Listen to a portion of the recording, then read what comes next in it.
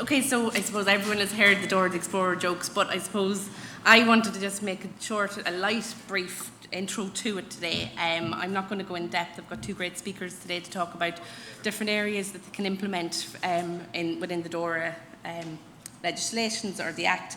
So everyone knows all about DORA, I hope. Anyone here not know what DORA is? Well, that's a good start. Anyone from a regulated entity or from a financial sector? No? Oh, one. Okay. 2, 3. Few. Okay, so for you guys are all over this. You are ready for it. It's like GDPR, we're there. We're on the last home stretch. Probably not. But I suppose the key thing I want to talk about today is more about it's nothing new. It is been talked about or has been talked about for the last number of years. We all know Central Bank a few years ago did come out and talk about how they wanted people to improve their security posture, and they did that by sending out questionnaires, number one. Number two, then they started following up with the questionnaires the year after. They've obviously then pulled their socks up, which is great. Like every other regulated entity, they all now have their own legislation, and this is the new norm. What they're covering is very much the same as the old. There's 5 pillars. We're looking at ICT risk management. It's got to do with your IT infrastructure. It's got to do with your incident management. Are you able to identify incidents? Are you able to report incidents? Are you able to manage operational or digital operational resilience and testing? Are you able to actually withstand an incident? Are you able to actually cope with operations? Managing third parties, everyone's talking now about third-party due diligence and risk, and I know one of our speakers is going to talk in a bit more depth on third party. And then information and gathering and intelligence sharing, probably something we're very bad at because no one wants to talk about their issues. Well, maybe in a personal life they do, but they don't want to tell when there's holes in their environment or when they've had a breach. So going through even from the start, the risk management, have you a risk management profile or a risk management system in place? Most places would say they do, but have they looked at all areas? And that's just probably something that organisations just need to maybe focus on a bit more. Is it just rolling out an ISO 27001 type style framework? Maybe it is, but you need to maybe adapt it to your own organisation. Incident management, which is probably my forte area and I'm probably going to spend the longest of my time talking about, is probably a key thing where organisations are now trying to gather speed on. I know from ourselves, so I work in a company called VM Group. I'm the founder of the company. We were a digital forensics company, and we've matured over the last 10 years coming this June. We've moved into the cyberspace and also into all of incident management and e-discovery. From a digital forensic background, incident management used to be a laptop landing at our door, someone ringing you at 3 o'clock in the morning and think I've got something wrong, and sure, we'll get you the laptop and you'll have it in a few days. Now we're getting phone calls at 2 in the morning and you have to be on a call with the ICT team within an hour or within 20 minutes, and that's now instant response. It's not going, oh, we'll wait and see. We had a recent incident a few weeks ago, 2 o'clock Friday morning. Well, it was really Saturday morning. It was Friday night, Saturday morning. 2 o'clock in the morning, my phone went. I honestly thought it was one of the Amazon or the hacker, or the phishing calls coming in. It wasn't any of our gold clients, so I have them all saved.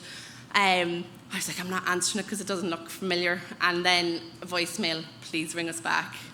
Obviously, I rang back within a couple of minutes. We were straight into a ransomware attack. If that ICT unit did not ring me at 2 o'clock in the morning or didn't respond to their incident at that time, I know that they wouldn't be open today. I know that they'd be closed down. It did impact them. Of course it impacted them, but how far it impacted them was not as far if they had left it to the Monday morning. Years ago, I was working on a different piece of, it was a digital forensic case again, asked by a bank, it was a financial institution, to come and have a look at a potential phishing incident. We don't know what's happened. One of their employees had clicked on a link on a Friday and it was bank holiday weekend, and they were ringing me on a Monday, and I was like, okay, fair enough, it's bank holiday Monday, there must be something wrong. By Tuesday they had nothing. So you can see the impact. Years ago we probably would have went, oh my goodness, okay, so terrible, random hackers from whatever country we were allowed to say now. Nowadays it's not really good enough. Like if you don't have your safeguards in place, if you don't have your runbook procedures, if you are being hit with ransomware, if they have managed to get in through vulnerability, you're never going to be 100% secure. You have to remember that. So don't kick yourself if you do get an incident. But it's how you respond to the incident is the key thing. You know, who do you know? Who do you ring? Is it the director? Is it the financial controller you need to ring first before you ring your insurers? Is it, you know, is it the head of IT just knows that they can ring a provider that helps them? Is it the head of IT that has their own incident response team that can deal with it? Those are questions that should be asked before 2 o'clock on Friday morning or Saturday morning. It's those questions that need to look at. And I think that's an area of DORA that I very much am happy to see, because people are getting more into knowing what to do. They know who to ring. They know what has to be done. They know what logs they need to preserve. They know what firewall rules or what areas they need to lock down immediately. So it's not in the sense that they're going to just ring and go, well, we don't know what's happened and we think it's this machine. And, you know, they're more informed when they're ringing us. Tabletop exercises are one of the key things that you should be doing if you are thinking about incident management. And everyone's saying, oh, but sure, it's not really the same as the real thing. If you do tabletop exercises enough and everyone is singing off the same hymn sheet and they do know, okay, you ring Tom if something happens over in this server, you ring so-and-so, we need to escalate through management at this time and this is how it's done. And if everyone knows how to do that and they can just ream it off in a tabletop, it actually does work in the real life, even though the stress levels and the crisis pieces and the adrenaline kicks in and people don't think straight. But once you have your incident management plan, they know what they're doing. It sort of gets rid of all of the, who do we ring and what do we do? Okay, we've wasted 5 hours trying to get sign off and something. Should be already signed off. It should already be, this is what we do, this is it. So that's my 2 pence on incident management.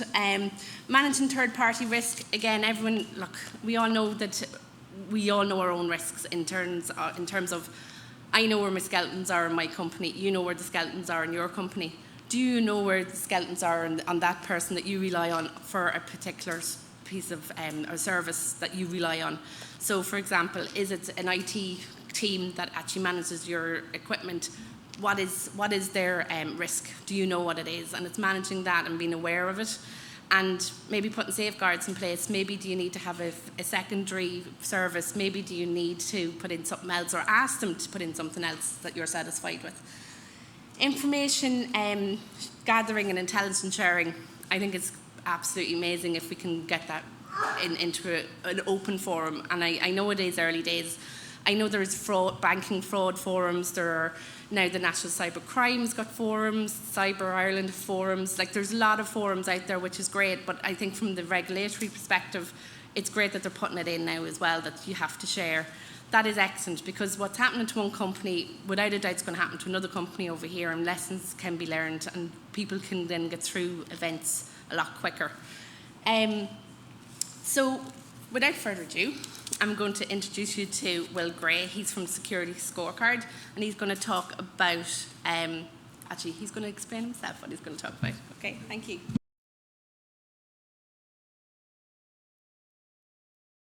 Thanks for hosting me today. So yeah, I'm Will Gray. I work for Security Scorecard. I know some company names don't explain very well what they do, but I think ours is pretty straightforward. We grade the security of companies using an A to F scorecard system. That can be applied to your own business, but in the context of DORA, and what I'm going to talk about today, is how do I measure the security and the resilience of my suppliers, of the organisations that I rely on to keep my business running. So we're going to run through 5 areas today. Take about 15 minutes. Very happy to take questions questions at the end. So yeah, feel free to make it interactive at that point. But I'll skip through some of the content as we go. So Security Scorecard, we want to understand instantly and non-intrusively the security risk of a company. Right? That's essentially our bread and butter. We look at the public footprint for an organisation and we assess that for threats, vulnerabilities, any misconfigurations, and then based on the quantity and the severity of issues, we grade the security from A to F. So one element is how do I report on the cyber resilience of an organisation, and of course that's very relevant for the discussion we're having today related to DORA. once I know and I report, it becomes incumbent on me to then perhaps do something about it, right? If I measure and I understand the risk, I should take steps to reduce it and to mitigate it. Of course, we all know we can't eliminate the risk of breach, but certainly by taking care of public-facing vulnerabilities that anyone in the world can see, by remediating them, by working with our key and critical suppliers to do so, we're going to improve their resilience, and we're also going to improve our own. And in the context of security scorecard, we have a trust but verify model. So I identify an issue, I ask my supplier to fix it because it's going to reduce our combined risk, and then I want to validate that they have actually done so, right? I need to be able to make sure that when you tell me you fixed a certain issue, that has been done. So in terms of security scorecard, that's just a little bit about us. Because we assess so many organizations globally, we have about 13 million companies that we rate, we took it upon ourselves to do a bit of an assessment of the financial services sector globally. And in the context of DORA, what we did was we looked at how often are organizations compromised directly in the financial sector, and how often are they compromised through a third party. And essentially what you can see here is that financial services institutions are generally pretty secure, right? We see that on a general global level. I suspect because of the compliance legislation that's already in place, because of the budgets and the access to talent that the financial services industry has, generally they're quite secure and quite robust. But what you can see here is regardless of the sector, of a subsector within the financial services industry, they are much more likely to be compromised by a third party or through a third party, sometimes up to 80%. In some instances. So as a follow-on to this discussion today, I'll share the paper with you so you can take a look at it. It makes quite interesting reading. It may help your business cases as you sort of look to become compliant with DORA and expand the scope of the security program to bring in those critical third parties that you rely on. So I wanted to go decidedly light on the terminology and quoting the legislation, because I think there's nothing more boring than compliance legislation, right? However, I think it's important to just sort of call out really that there is a key part of DORA related to third-party security. It must be managed as part of the overall risk program. And again, I always run a mile if someone tells me they can make me compliant to something or they can solve all my problems, right? Like it's just not a reality. But third-party risk does now need to be managed in the same way that you're managing that direct risk of your organization. And it's also incumbent on your suppliers to improve their resilience. So if you're a supplier to the financial sector, you have to take steps to show that you're being a good partner and that you're trying to improve your resiliency. Because you might be an organization where a business function's been outsourced, or you're hosting a platform, or perhaps you're the HR provider using a cloud software system. It's incumbent on you to make sure that you're doing the right things in terms of protecting that information and making sure that you're resilient as well. What can I do directly as a regulated entity? Well, I can continuously monitor those suppliers, right? Traditional approach to supplier due diligence is you send the questionnaire, they self-attest, maybe give you a certificate to say that they're compliant with an ISO standard or a SOC 2 type report, but you're really trusting them to give you that information. What you can do is continuously assess them yourself and take that independent view, and that gives you a pretty good story back to your regulator that you're doing the right things. You can't protect everyone, you can't improve everyone's resilience, but you can monitor it, react to it, and report back that you're performing those steps. The graphic on the right-hand side is just an example of a group of companies. So you might imagine that this is a portfolio of your critical tier 1 suppliers, and you want to have a very quick snapshot. Is their security good on the right? Is it poor, which is the scores on the left? And are they trending to get better, which is everyone above the line, or are they trending worse than they were before? So if I have a complex supply chain, like most organizations do, I can't go and assess all of them. But what I can do is look for those suppliers of mine that aren't taking their security seriously and are getting worse, and then I can use my limited resource to go and engage with those suppliers and to find out what we can do to make it better, to make them more resilient, and to reduce my risk. Reporting on incidents, as Viv touched on, right? Reporting on incidents is complex, right? But it's also within DORA and most other compliance legislations, we have a requirement to do that in a timely manner. You know, within 24 hours is kind of the gold standard for all the reasons that Viv mentioned in our introduction. And it's not just to report within DORA. I also have to have information. I have to have information about the impact, right? And some of the key areas that are called out as part of the legislation are listed there. But it's not as easy, right, as it sounds to within 24 hours know the number of users that are affected, how much data was lost, where it's lost, you know, what is the potential monetary impact to that. I was just reading this morning actually that I think United Health in the US, they think will be the first $1 billion impact on an organisation from a security incident. It was ransomware in this context. So the financial impact is huge, and whilst you can't eliminate it completely by responding quickly, by understanding and containing that incident, clearly that's going to give you the opportunity to limit the impact. We talked a little bit about plans and tabletop exercises and stuff. You know, again, within any compliance legislation, it's I sometimes use the phrase, it's from the boardroom to the basement, right? So the CFO needs to know what he has to do. The CEO needs to know what their line to the media is, right? And then you have to go right down to the people that have to do the containing and the management and reporting on the impact. You have to have an overall plan that doesn't just include the IT folk, right? It has to include the organisation as a whole and the critical players within your organisation.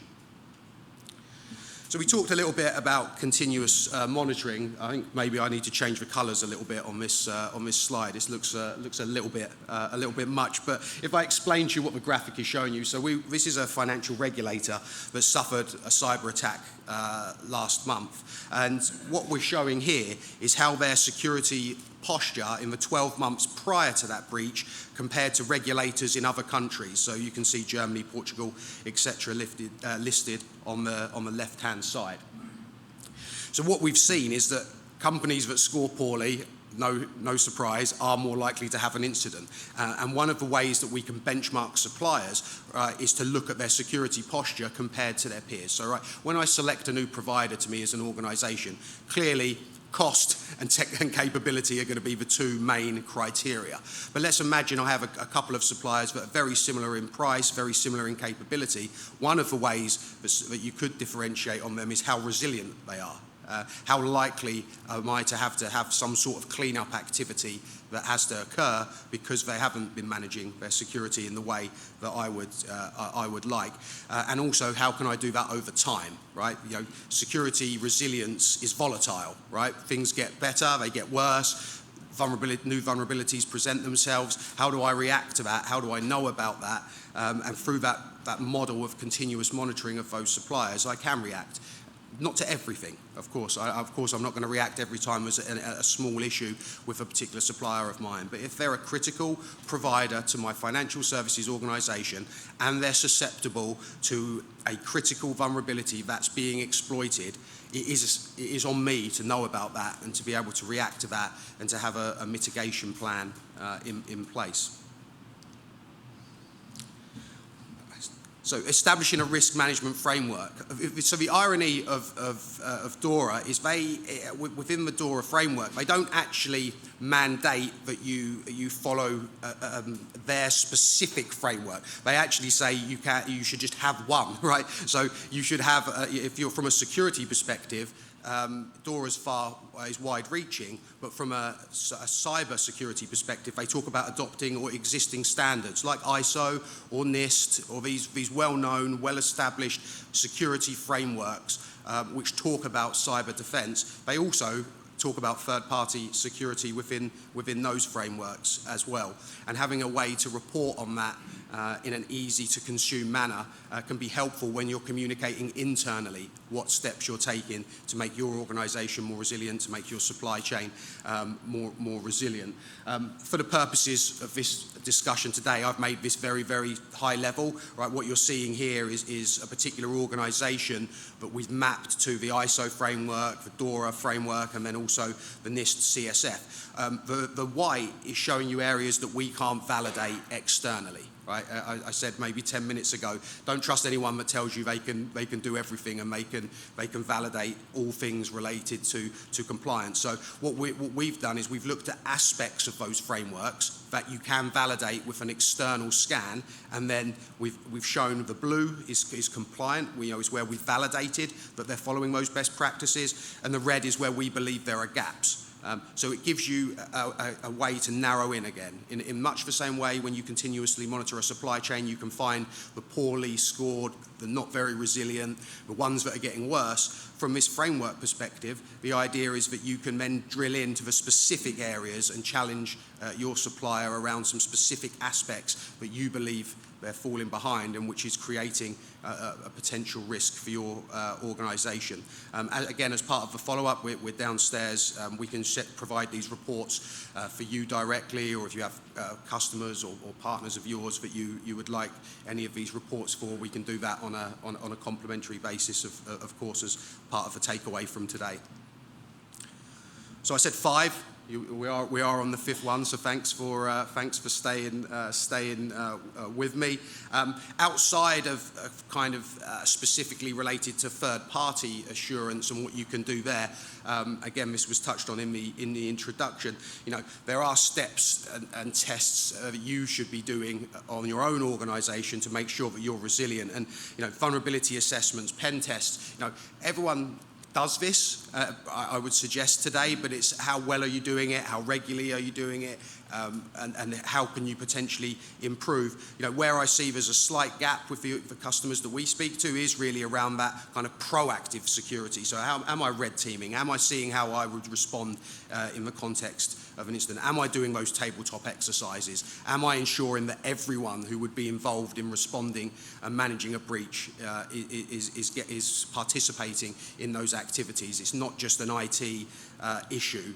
It is a business issue, and therefore there should be participants from the business as well as the security team. And if you do that preparation, it's like that muscle memory, right? When the phone does go at 2 o'clock in the morning and you don't have someone else to call and you're trying to deal with it yourself, you kind of know the run book, you know the playbook, you know what you need to do, even if it is just calling Viv, all right? But at least you know what to do, and you've practiced and you've run through that. So just a couple of areas I think that are front of mind as it relates to DORA that I think we should be considering, and we should be talking to our partners and service providers about.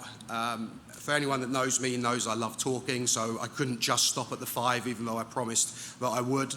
There were a couple of extra points that I wanted to get out. I think just reiterating, the board needs to be on board. I think that's the 3rd time I've said that. I do think it's important, and I do think it's a gap oftentimes that we see within organisations. Making sure that the right people are involved is important, and get going, right? Get started. Getting started, which I'm sure everyone already has, or I hope they have, is one part of it. And just moving yourself forward in increments, is an important step to take in order to build your resiliency and to increase the resiliency of your supply chain. So that's all I had for you today. I'm very happy to take any questions if anyone has any.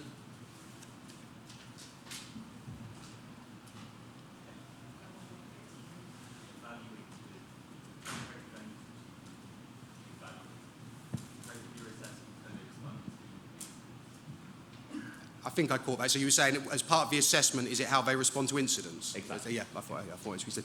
Yeah, so part of the assessment that we do, so I need to kind of separate out a little bit. So one part, we do look at exactly that. We look at how long it took them to report the incident, and we also look at how they responded to it in terms of did they plug the vulnerabilities and the gaps that may have led to it, right? And again, it's not always an external vulnerability that causes the incident, right? Sometimes it's still the person that printed off a document or took the USB or whatever, and in that case, that's not an external security issue that's caused that particular compromise.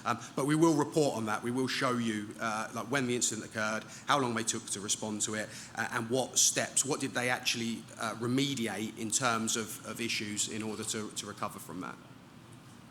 And I think, can I add to that? I think that's very useful in terms of, I mentioned earlier on, know what your risks are. If there are external risks, the attackers knows the external risks. So that's the first point to call. They're going to go for the low-hanging fruit. So I think it's an excellent piece. Can I ask you a question? Because I actually have a few noted here. I could be here all day asking. But I suppose the main one is, what impact does security scorecard scans to have on your third parties? And do they know that you're actually doing the scans as well? That's a really good question and a very common question that we get. So, yeah, what we do is a passive and non-intrusive assessment of that supplier. So I always say it's a directional indicator, right? So take the score of a company that you get from our platform and use it as a basis for a conversation. It's not to say that because a company scores poorly that they're absolutely going to get breached, and it's not to say that because a company has a really good score that they're never going to have an issue, right? Just take it in the context of, it's a good pulse check, kind of directional indicator of their security posture. And the way we assess it, it's a bit like Google Street View, right? So we walk around the internet, we look at assets that exist, and we don't have to step foot onto the property, to know that if I wanted to compromise it, I potentially could. So I can see that a door's open, a window's unlocked, I can see the grass is overgrown, so the overall hygiene, maybe it doesn't look like they're taking complete care of it. And so we do that in that passive way and then produce the score based on that, which is why we don't need the permission of the company. Okay, thank you. What's the most common Pass that over. issue that you see that looks like getting compromised?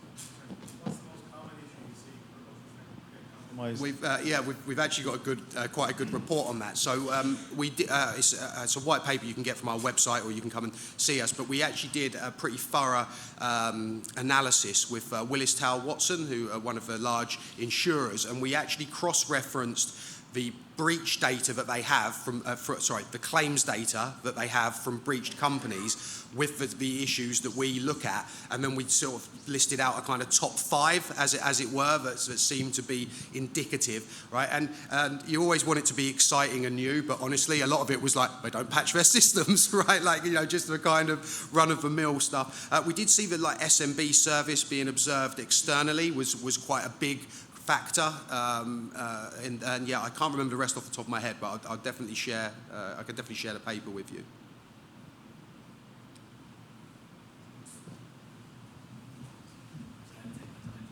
Yeah, that's it. Just what kind of part of DORA is focused on the network side of it? Obviously, to run all this, there has to be a resilient connection in terms of direct internet access. How much does DORA focus on that? Yeah, that is a good question. When I've looked at DORA, I've kind of been very focused on the third-party assessment and kind of the area and that's the area that we focus on. I honestly wouldn't be able to give you a truly informed answer on that. Sorry. Can we explore that question just a bit further? Is it just the internet connection? Essentially, to run all this kind of cybersecurity software, you'll need a connection, a direct internet access connection. What I was looking to see, how much does DORA focus on the failover in that terms of resilient connection? Because obviously, if the primary goes down, none of this can work. Absolutely. Yeah, you would expect business continuity is a whole kind of a section within the Act that I've seen. It is, and like you have to look at it. If your connection goes down, how does that impact your operations? How does it impact what your operations is supposed to be? So if you're a critical infrastructure and you're supporting someone else and that goes down, it's covered. So it is got to do with your BCP, it's got to do with your failover. So all of that is incumbent in the DORA. Yeah, that's great. There you go. Anyone else got questions? I'll go just in the back row. Save me one. Sorry. I have a quick one just before the next person. Although I'm probably very much who is responsible for ICT security, who's responsible for your incident management, who's responsible, and it really, in my mind, it goes from the top down. Who is responsible for your third-party cyber risks? So we all know our own risks internally. Who's responsible for your third party? Yeah, we've seen within larger financial services organisations, but generally they're more mature and they will have a team that is responsible for third-party security, right? But typically it does still fall in the security, chief information security officer, that kind of line of business.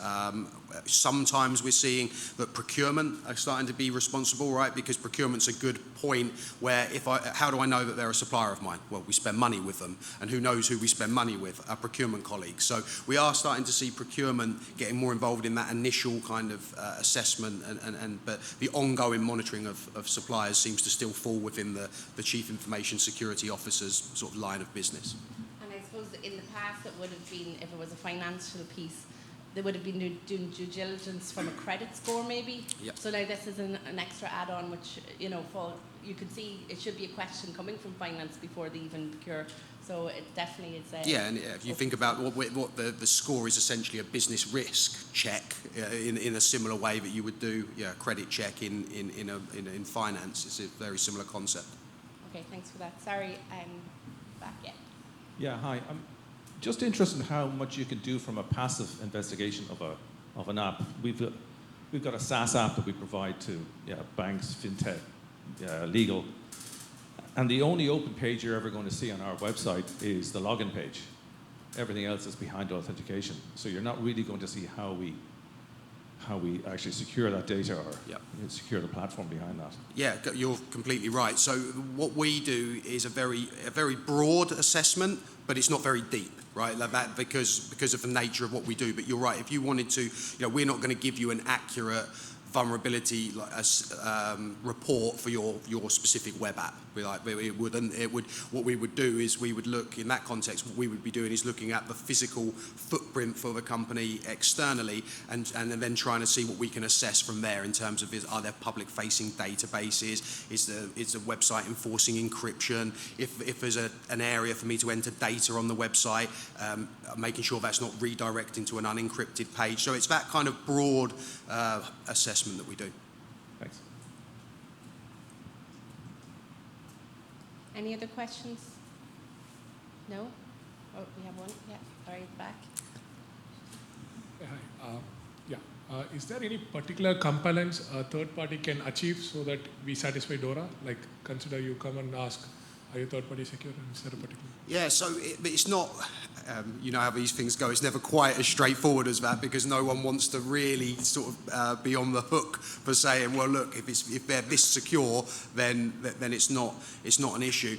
What I see with organisations that do their sort of supplier due diligence, generally they will tier the suppliers, and you'll have much less tolerance for issues for those tier one critical suppliers than you would for ones that are sort of lower down in the priorities, right? Because they provide you stationery or something like that, right? Really, if there's any sort of issue there, it's not the end of the world. So you're not going to react and respond in the same way as if it's someone that I've outsourced my HR database to, for example. So what we've seen with customers who try and implement a program is they generally will say that any critical vulnerabilities that are identified within their tier one suppliers, they will try to react to those immediately within a defined period. But in terms of a set standard, we don't really see that. Any other questions? Yeah, we do. Just a question. Would you also measure these security defense on the email domain, for example, such as DMARC controls, since they're pretty free, and how do you measure them? Yeah, that is one of the assessments that we do. So, to answer your question, I'll answer your question specifically, but just to give you an idea of the framework, right? There's about 100 issue types that we look for. we put those into 10 risk factors, as we call them, and then they're scored and weighted, and that's what produces the overall grade from A to F. And one of those factors is how do they have DMARC, DKIM, is SPF enabled, those kind of, again, hygiene factors that we know you should be doing, but not everyone does, right? And so we will report on that, yes.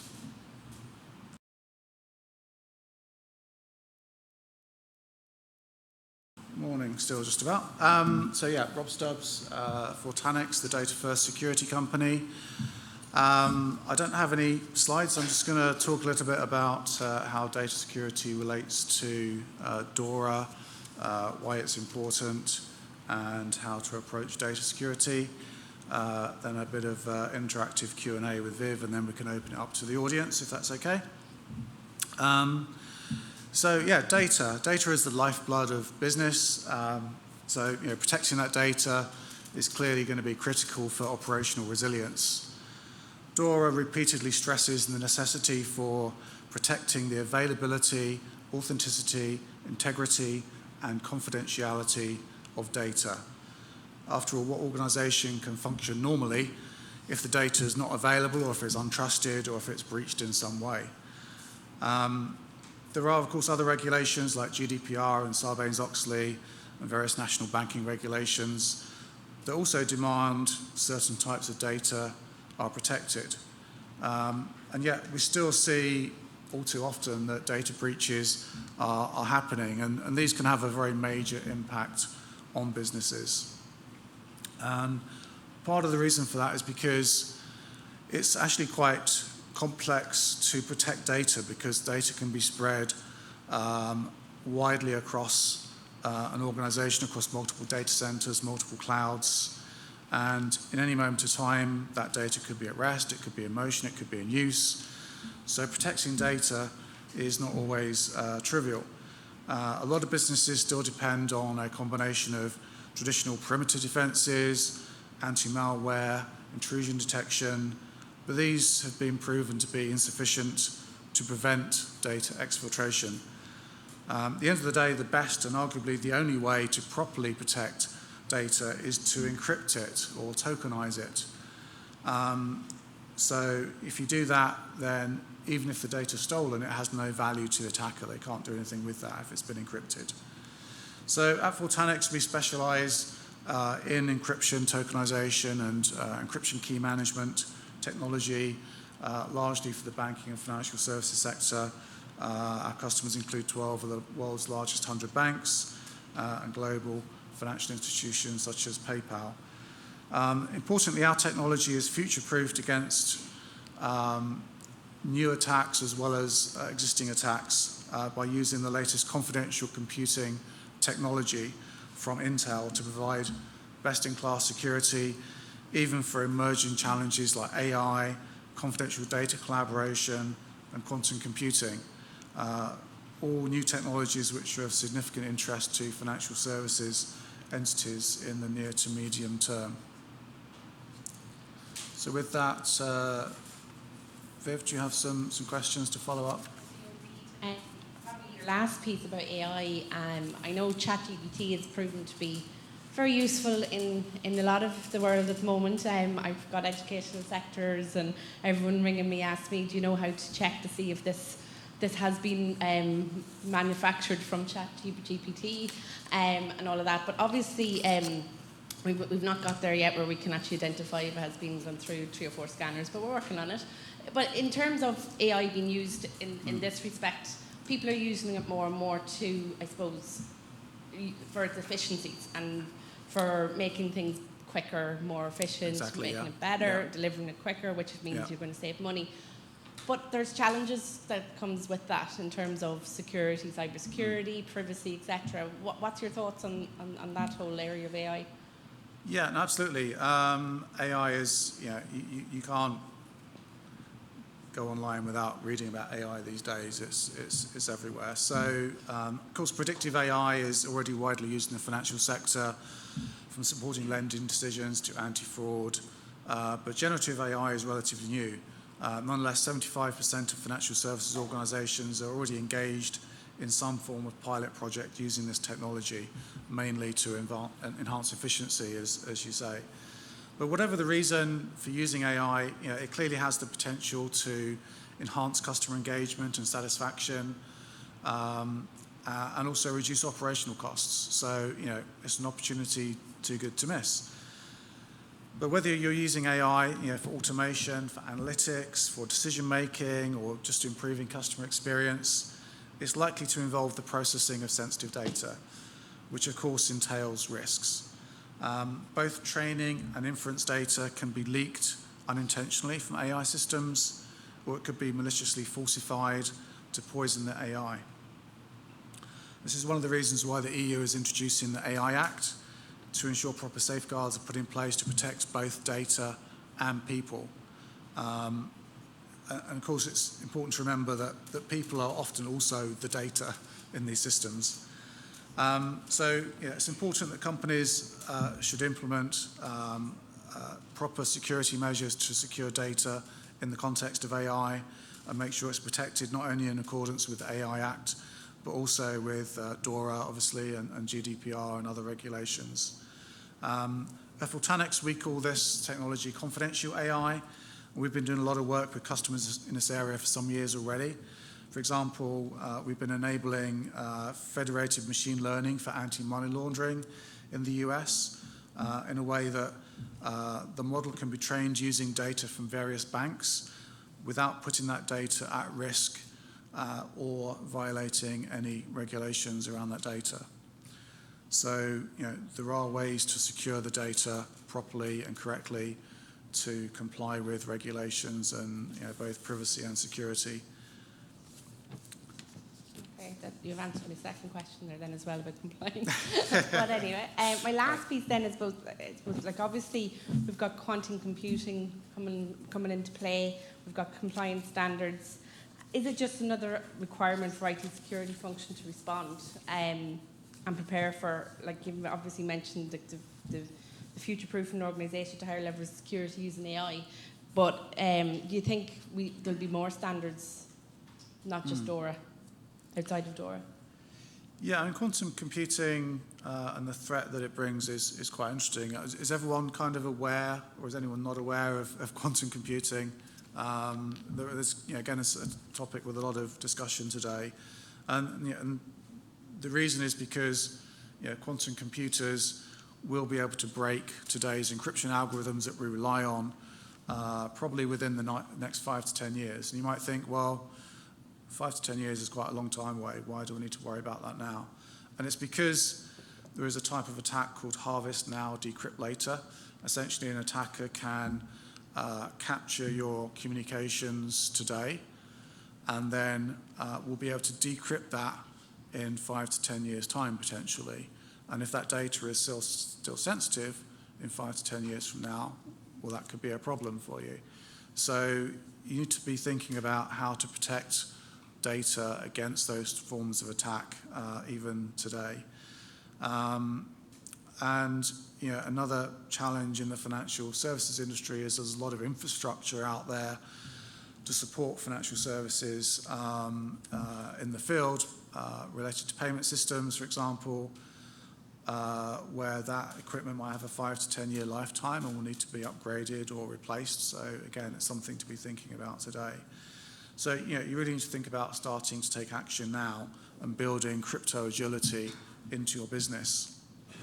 And a recent KPMG survey indicated that 54% of organizations are already behind the curve on this timeline. So, it's already getting too late.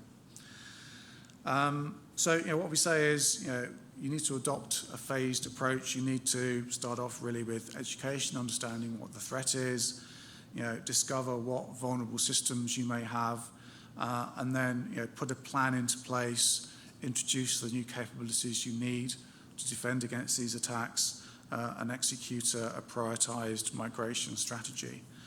And you also need to be talking about to your supply chain and making sure they're doing the same thing and putting the same kind of measures in place. So at Fortanix, we do help support organizations through all stage of the post-quantum computing migration process. to provide the highest standard of security posture. Our professional services can help you to understand the risk and impact of quantum computing to your businesses, all the way up to C-level.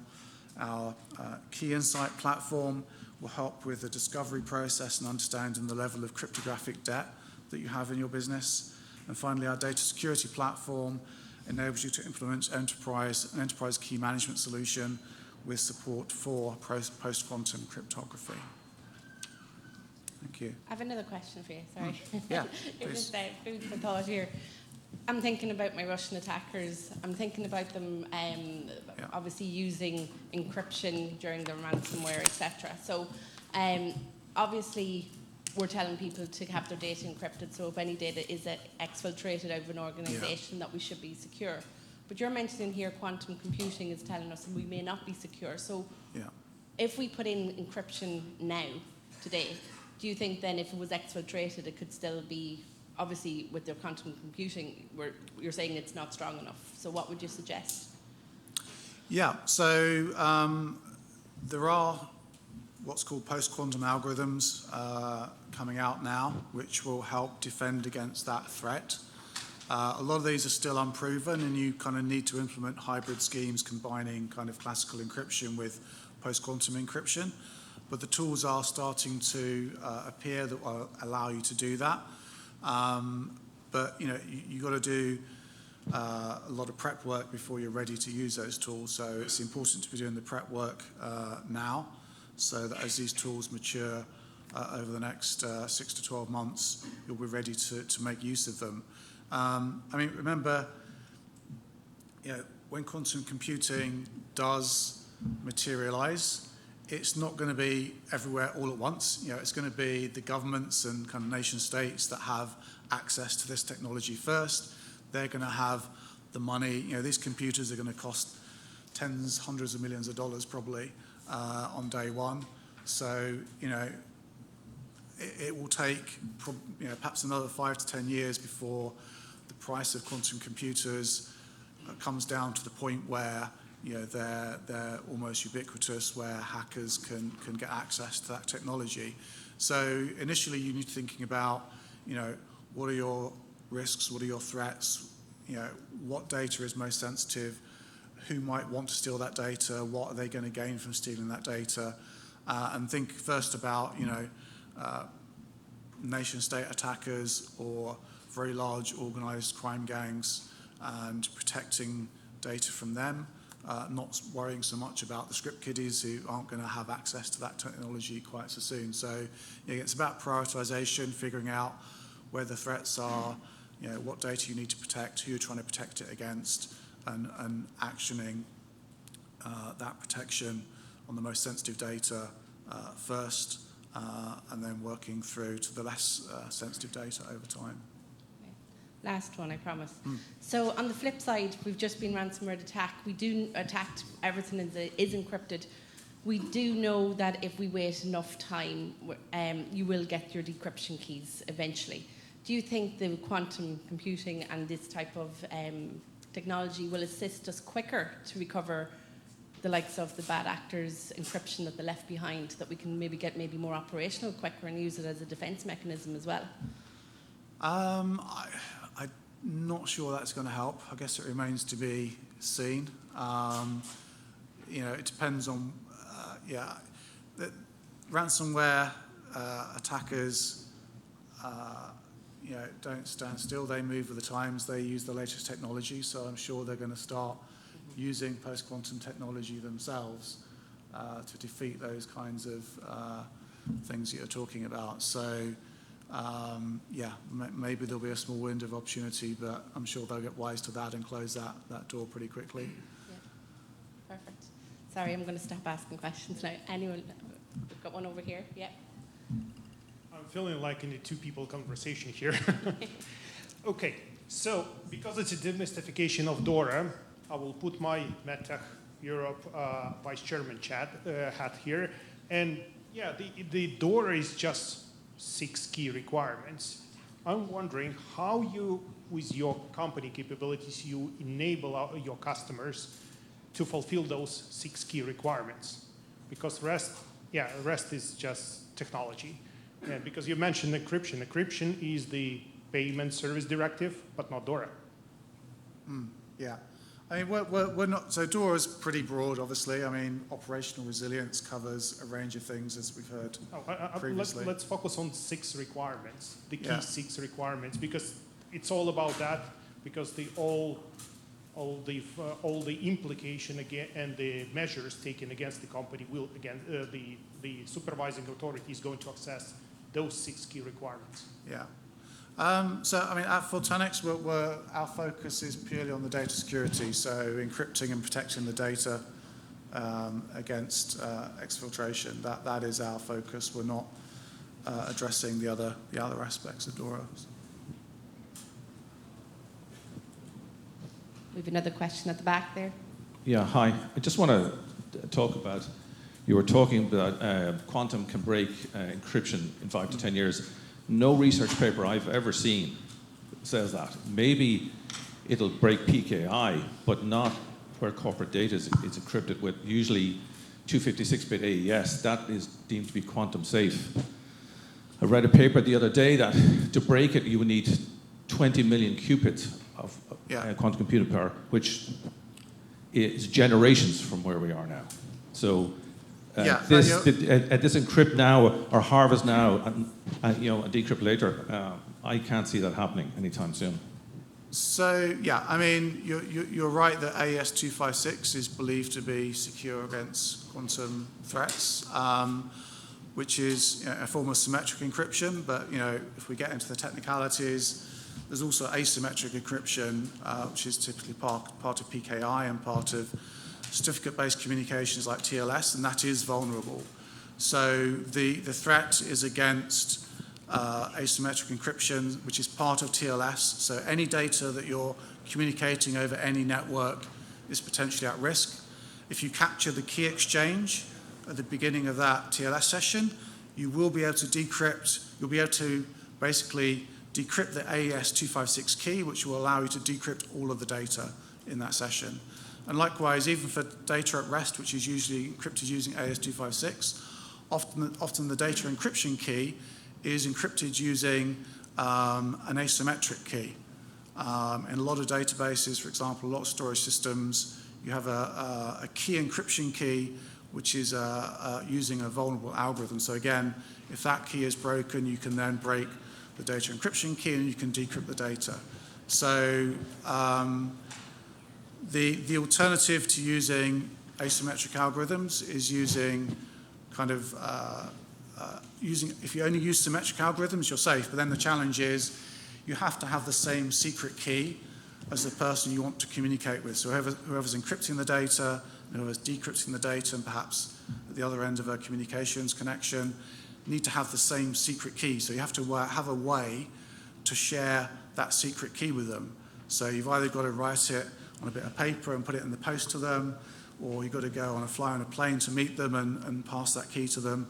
So that's quite difficult to do at scale, which is why there's other technologies like quantum key distribution that are being discussed as well. But I'm happy to talk about some of the technicalities on our stand if anyone wants to come and do that later. Thanks very much to both our speakers. Thank you. Thank you, Will.